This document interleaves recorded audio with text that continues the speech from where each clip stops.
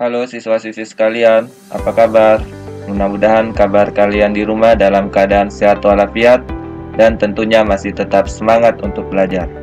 Selamat datang di mata pelajaran Matematika Peminatan kelas 12. Pada video kali ini kita akan belajar materi tentang limit fungsi trigonometri bagian yang kedua. Namun sebelum kita mulai belajar, marilah kita berdoa sesuai dengan agama dan keyakinan kita masing-masing. Berdoa dimulai.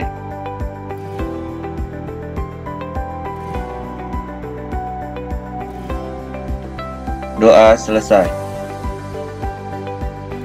Sebelumnya Pak Guru sampaikan dulu kompetensi dasar dari materi ini. Yang pertama, 3.1 menjelaskan dan menentukan limit fungsi trigonometri. Yang kedua, 4.1 menyelesaikan masalah berkaitan dengan limit fungsi trigonometri. Adapun tujuan pembelajaran yang akan kita capai setelah kegiatan pembelajaran 2 ini adalah diharapkan kalian dapat menghitung limit fungsi trigonometri di suatu titik dengan menggunakan rumus dasar trigonometri dan menyelesaikan masalah yang berkaitan dengan limit fungsi trigonometri. Sekarang kita masuk di materi inti. Yang pertama, menggunakan metode pemfaktoran. Untuk metode pemfaktoran, konsepnya sama persis dengan metode pemfaktoran dalam limit fungsi aljabar yang telah kita pelajari di kelas 11. Metode pemfaktoran dilakukan ketika kita menemukan jawaban dengan bentuk tak tentu atau bentuk 0 per 0. Nah, artinya di sini kita harus melakukan pemfaktoran. Trik metode pemfaktoran adalah kita harus membuang si pembuat 0 dalam fungsi tersebut. Sebagai contoh, perhatikan soal di bawah ini. Tentukan nilai limit fungsi berikut. Nomor 1, limit x mendekati 0 dari tan x per x kuadrat ditambah 2x. Jadi kalau kita substitusikan langsung untuk x sama dengan 0 ke dalam tan x per x kuadrat tambah 2x, nantinya kita dapatkan nilai limit dalam bentuk tak tentu atau 0 per 0. Dengan demikian di sini triknya kita menggunakan metode pemfaktoran. Di sini yang bisa kita faktorkan adalah bentuk x kuadrat ditambah 2x. Jadi ini adalah bentuk persamaan kuadrat. Jadi dengan cara pemfaktoran persamaan kuadrat, misalnya dengan cara rumus ABC, nanti kita dapat faktornya adalah x dikali x tambah 2. Jadi x dikali x tambah 2 ini nanti akan kembali lagi menjadi x kuadrat tambah 2x. Jadi faktornya adalah x dan x tambah 2. Sehingga bentuk limit x mendekati 0 dari tan x per x kuadrat tambah 2x ini bisa kita tulis menjadi bentuk sama dengan limit x mendekati 0 dari tan x per x dikali dalam kurung x tambah 2. Kemudian dari sini kita bisa pecah bentuk limitnya menjadi dua bagian. Bentuk yang pertama adalah limit x mendekati 0 dari tan x per x. Ini kita kurungkan bentuk yang limit yang pertama dari pasangan tan x per x ini. Kemudian kita kalikan dengan bentuk limit bagian kedua, yaitu limit x mendekati 0 dari 1 per x tambah 2. Jadi ini adalah bentuk lain.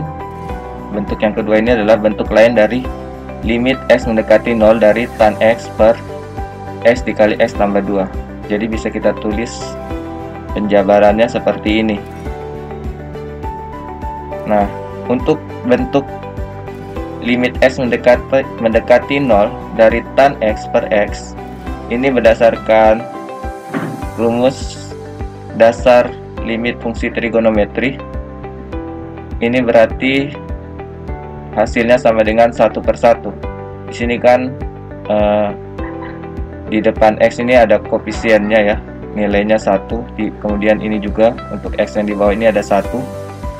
Kalau kita misalkan koefisien di depan variabel X ini sebagai A, kemudian untuk X yang di bawah ini koefisien dari variabel X nya adalah B, maka tan AX per B itu sama dengan A per B. Jadi A nya 1 dan B nya 1, jadi 1/1. Nah, dari situ kita dapat bentuk 1/1 ini. Kemudian untuk nilai limit X mendekati 0 dari 1/X tambah 2, kita substitusikan untuk X sama dengan 0 ke dalam 1/X tambah 2, maka kita dapatkan 1/0 tambah 2. Jadi 1/1 sama dengan 1, 1/0 tambah 2 sama dengan 1/2. Jadi sama dengan 1 dikali 1/2 sama dengan 1/2. Jadi itulah jawaban untuk contoh yang pertama. Contoh yang kedua, misalnya limit X mendekati 1 dari sin X kurang 1 dikali dalam kurung 2X tambah 3 per X kuadrat tambah 4X kurang 5. Di sini bentuk yang bisa kita faktorkan adalah bentuk persamaan kuadrat X kuadrat tambah 4X kurang 5. X kuadrat tambah 4X kurang 5, kalau kita faktorkan, kita dapatkan faktornya adalah X kurang 1 dan X tambah 5. Jadi kita bisa tuliskan bentuk limit X mendekati 1 dari sin X kurang 1 dikali 2X tambah 3 per X kuadrat ditambah 4X kurang 5 sama dengan limit X mendekati 1 dari sin dalam kurung X kurang 1 dikali dalam kurung 2X tambah 3 per X kurang 1 dalam kurung dikali X tambah 5 dalam kurung seperti ini. Nah, di sini kita bisa pecah bentuk limitnya menjadi dua bagian seperti ini. Bagian yang pertama itu sama dengan dalam kurung limit X mendekati 1 dari sin X kurang 1 per X kurang 1. Jadi yang ini ya pasangannya. Kemudian bentuk yang kedua, limit X mendekati 1 dari 2X tambah 3 per X tambah 5. Jadi pasangan yang ini ya. Nah, kemudian kita cari nilai limitnya masing-masing yang dalam kurung ini. Berdasarkan sifat-sifat limit, maka untuk kurung yang pertama, limit X mendekati 1 dari sin X kurang 1 per X kurang 1 ini nilainya sama dengan 1. Kemudian untuk kurung yang kedua, limit X mendekati 1 dari 2X tambah 3 per X tambah 5. Ini hasilnya 2 dikali 1 tambah 3 per 1 tambah 5. Jadi kita substitusikan untuk X sama dengan 1 ke dalam variabel X. Maka kita dapat ini. Jadi 2 kali 1 sama dengan 2 tambah 3 sama dengan 5. 1 tambah 5 sama dengan 6. Jadi 5/6 dikali 1 ya sama dengan 5/6. Jadi itu penjelasan untuk contoh nomor 2. Contoh nomor 3, misalnya diketahui limit X mendekati 1 dari tan X kurang 1 kali sin dalam kurung 1 kurang akar X per X kuadrat kurang 2X tambah 1. Di sini kita faktorkan bentuk yang persamaan kuadrat ini, yaitu X kuadrat kurang 2X tambah 1. Kita dapatkan faktornya adalah X kurang 1 dan X kurang 1. Kemudian bentuk yang pertama kita bisa tulis menjadi sama dengan limit X mendekati 1 dari tan dalam kurung X kurang 1 kali sin dalam kurung 1 kurang akar X per X kurang 1 kali X kurang 1, masing-masing kita kurungkan seperti ini.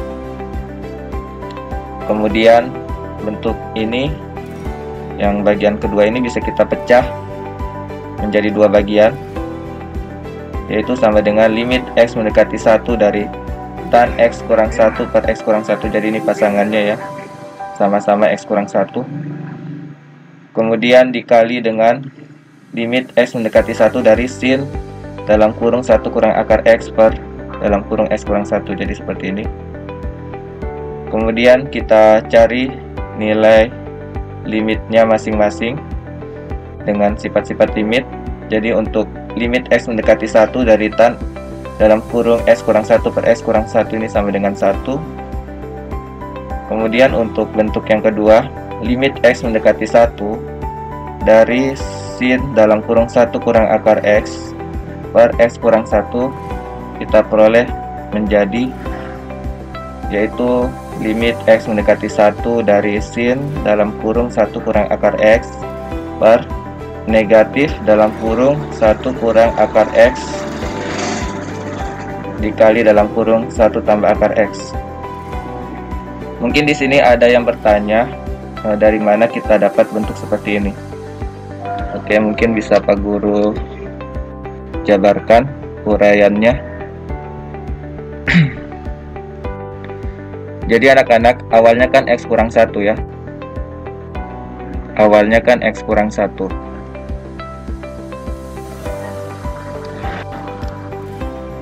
Nah, tujuannya kita mau mengubahnya ke dalam bentuk seperti ini ya, dalam kurung 1 kurang akar X, supaya nanti bisa kita selesaikan dengan rumus dasar limit fungsi trigonometri.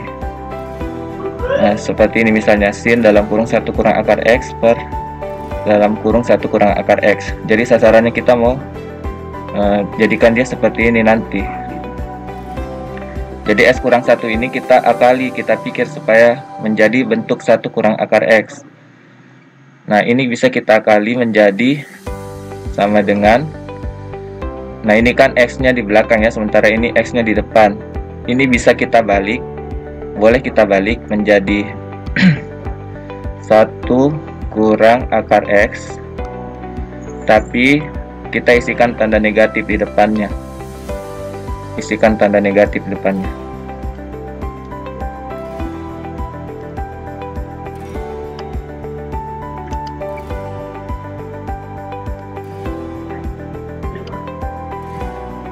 Isikan tanda negatif depannya.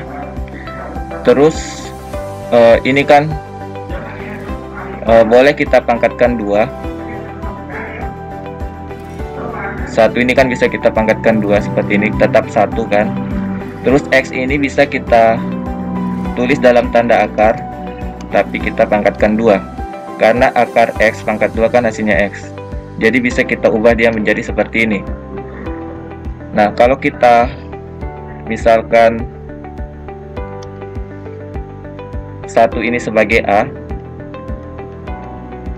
dan akar X ini sebagai B, kan kita ketahui ada rumus aljabar untuk bentuk A kuadrat dikurang B kuadrat ini kan sama dengan A tambah B atau A kurang B.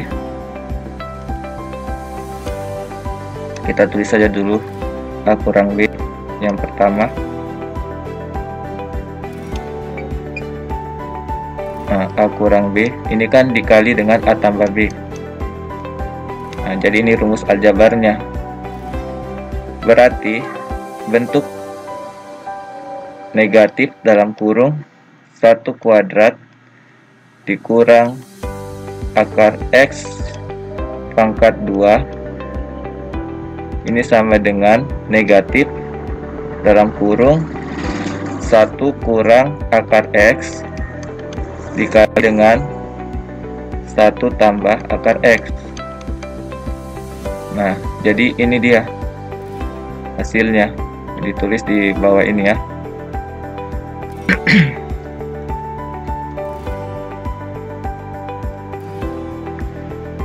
Nah, jadi sekarang sudah jelas ya dari mana kita dapat bentuk limit X mendekati 1 dari sin dalam kurung 1 kurang akar X per negatif dalam kurung 1 kurang akar X dikali dengan dalam kurung 1 tambah akar X. Oke, Pak Guru hapus lagi. Nah, dari bentuk ini, kemudian kita bisa pecah menjadi dua bagian. Jadi negatifnya ini bisa kita pindahkan ke depan. Jadi 1 kali negatif 1 hasilnya negatif 1, jadi sama dengan negatif 1 kali limit S mendekati 1 dari, nah ini kita pecah menjadi dua bagian ya. Nah, sin dalam kurung 1 kurang akar X per 1 kurang akar X. Jadi sudah dapat pasangan yang sejenis ya untuk bentuk 1 kurang akar X per 1 kurang akar X nya ini. Nah, ini nanti berdasarkan rumus dasar limit fungsi trigonometri nilainya nanti akan menjadi 1.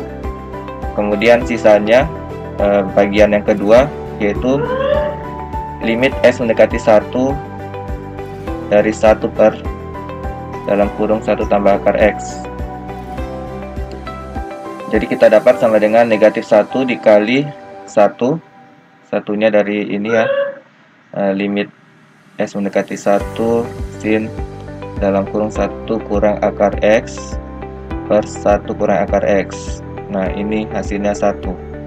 Kemudian bentuk limit yang kedua, limit S mendekati 1 dari 1 per dalam kurung 1 tambah akar X. Kita substitusi saja untuk nilai X sama dengan 1 ke dalam bentuk akar X ini. Jadi X nya ganti 1, nanti kita dapatkan 1 per 1 tambah akar 1.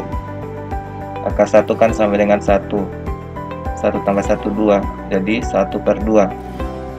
Jadi ini sama dengan negatif 1 dikali 1 dikali 1/2, hasilnya negatif 1/2. Jadi demikian penjelasan untuk contoh nomor 3 ya. Jadi di sini intinya kita kalau menemukan bentuk limit fungsi trigonometri bentuk 0 per 0 atau bentuk tertentu, nah kita harus pakai metode pemfaktoran untuk mendapatkan nilai limitnya. Sekarang kita masuk di bagian yang kedua, yaitu menyederhanakan fungsi trigonometrinya.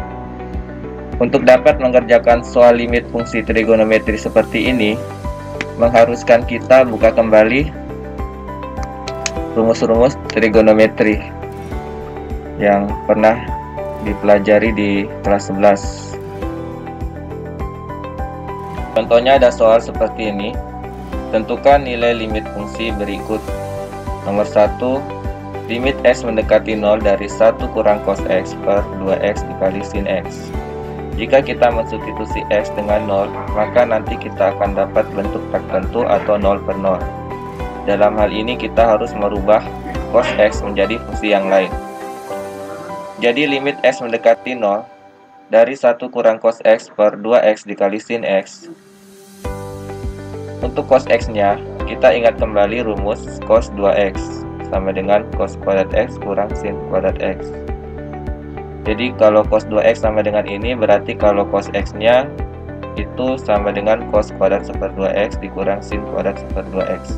Kan kalau di sini 2 jadi X ya, berarti kalau X jadi 1/2 semua di sini. Sehingga cos X nya kita ganti dengan ini semua. Kita peroleh sama dengan limit X mendekati 0 dari 1 kurang dalam kurung cos kuadrat 1/2X dikurang sin kuadrat 1/2X. Ini di dalam kurung ya, per 2X kali sin X. Kemudian kita kalikan negatif di sini ya, berarti negatif 1 nilainya. Jadi negatif 1 dikali cos kuadrat 1/2X, hasilnya negatif cos kuadrat 1/2X. Terus ada 1 di sini. Jadi kita kurungkan saja 1 kurang cos kuadrat 1/2X. Kemudian negatif 1 kali negatif sin kuadrat 1/2X, negatif ketemu negatif, hasilnya positif, jadi positif sin kuadrat 1/2X per 2X kali sin X. Kemudian untuk bentuk 1 kurang cos kuadrat 1/2X, kita ingat kembali rumus persamaan trigonometri. Cos kuadrat X tambah sin kuadrat X itu sama dengan 1. Berarti kalau sin kuadrat X sama dengan 1 kurang cos kuadrat X. Kalau sin kuadrat X sama dengan 1 kurang cos kuadrat X, berarti kalau sin kuadrat 1/2X itu sama dengan 1 kurang cos kuadrat 1/2X. Sehingga 1 kurang cos kuadrat 1/2X kita ganti saja dengan sin kuadrat 1/2X. Jadi di sini berarti sama saja dengan sin kuadrat 1/2X ditambah sin kuadrat 1/2X. Jadi ada dua bentuk yang sama, berarti kan hasilnya adalah 2 sin kuadrat seper 2x ya. Per 2x kali sin x, ini untuk limit x mendekati 0.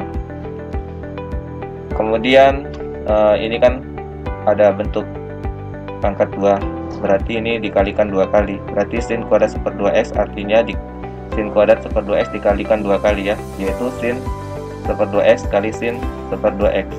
Sama kayak 2 pangkat 2 itu kan artinya 2 kali 2. Nah, sama juga untuk sin kuadrat seper 2x itu artinya seperti ini ya, terus dikali 2. Jadi kita tuliskan 2 di depan, per 2x kali sin x. Ini juga untuk limit x mendekati 0. Kemudian dari bentuk ini kita pecah menjadi 2 bagian. 2 sin seper 2x kita pasangkan dengan 2x, kemudian sin seper 2x kita pasangkan dengan sin x. Lalu kita limitkan masing-masing untuk s mendekati 0 seperti ini, kita tulis. Kemudian hasil limitnya masing-masing untuk bentuk yang pertama, limit s mendekati 0, 2 sin seper 2x per 2x berdasarkan rumus dasar limit fungsi trigonometri, hasilnya sama dengan 2 kali seper 2 per 2. Jadi duanya yang ini berasal dari sini ya, terus yang di bawah ini juga dari 2 ya, di depan variabel x ini. Terus seper 2 ini kan, ini ada sin seper 2 di sini kan, koefisien dari variabel x nya seper 2, jadi ini seper 2 ini. Kemudian untuk seper 2 per 1 ini berasal dari ini ya, nilai limit x mendekati 0 dari sin seper 2x per sin x. Ini juga berdasarkan rumus dasar limit fungsi trigonometri. Nah, hasilnya adalah seper 2 per 1. Jadi ini sama dengan ini 2 kali seper 2 kan 1 kali seper 2 kan seper 2. Kemudian di bawah 2 kali 1, berarti seper 2 per 2. Nah, ini sama dengan 1 per 4. Jadi sekian penjelasan untuk contoh tentang limit x mendekati 0, 1 kurang cos x per 2x kali sin x. Contoh yang kedua lagi, misalnya limit x mendekati pi per 4 dari cos 2x per cos x kurang sin x. Jadi ini sama dengan limit x mendekati pi per 4. Nah, dari cos 2x ini kan, ini berdasarkan rumus trigonometri itu sama dengan cos kuadrat x kurang sin kuadrat x. Nah, jadi kita bisa tulis seperti ini. Terus per cos x kurang sin x, ini untuk limit x mendekati pi per 4. Kemudian ini cos kuadrat x kurang sin kuadrat x, itu kan tadi sudah Pak Guru jelaskan, ada rumus aljabar bentuk a kuadrat kurang b kuadrat, itu sama dengan a kurang b dikali a tambah b. Nah, berdasarkan rumus tersebut, maka ini bisa kita uraikan menjadi dalam kurung cos x kurang sin x dikali dalam kurung cos x tambah sin x, terus per cos x kurang sin x untuk limit x mendekati pi per 4 ya, seperti ini. Nah, di sini ada yang bisa dicoret yang sama ya. Yang sama adalah ini ya, cos x kurang sin x per cos x kurang sin x. Ini kan hasilnya 1. Jadi yang tersisa adalah limit x mendekati pi per 4 dari cos x tambah sin x.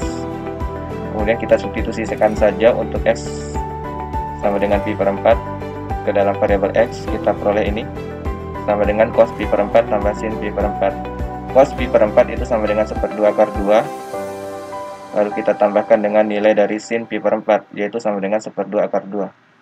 Jadi seper 2 akar 2 ditambah seper 2 akar 2, hasilnya adalah akar 2. Jadi sekian penjelasan untuk contoh nomor 2 ya. Bagaimana dengan contoh soal tersebut? Kita sudah mulai paham kan cara mengerjakannya. Agar lebih matang, kita memang perlu kembali mengingat rumus-rumus trigonometrinya seperti yang ada di dalam kotak ini. Mulai dari rumus identitas trigonometri, ada 9 macam. Kemudian rumus trigonometri juga ada 21 macam. Ini bisa kalian manfaatkan untuk mengerjakan soal-soal limit fungsi trigonometri ya, untuk mempermudah penyelesaian. Ini adalah rangkuman materi yang telah kita pelajari. Silakan dibaca sendiri rangkumannya, sekiranya ini cukup jelas. Dan sebagai penutup, Pak Guru berikan soal latihan untuk kalian kerjakan sebagai bahan untuk mengukur kemampuan pemahaman konsep kalian masing-masing terhadap materi limit fungsi trigonometri yang kita pelajari di video ini. Soalnya ada 5 nomor. Nanti kalau sudah selesai dikerjakan, silakan dikirim di Google Classroom. Sekian siswa-siswi sekalian, atas perhatiannya Pak Guru ucapkan terima kasih. Mohon maaf jika ada kata-kata yang salah. Pak Guru ucapkan selamat belajar dan sampai jumpa lagi di video pembelajaran yang selanjutnya.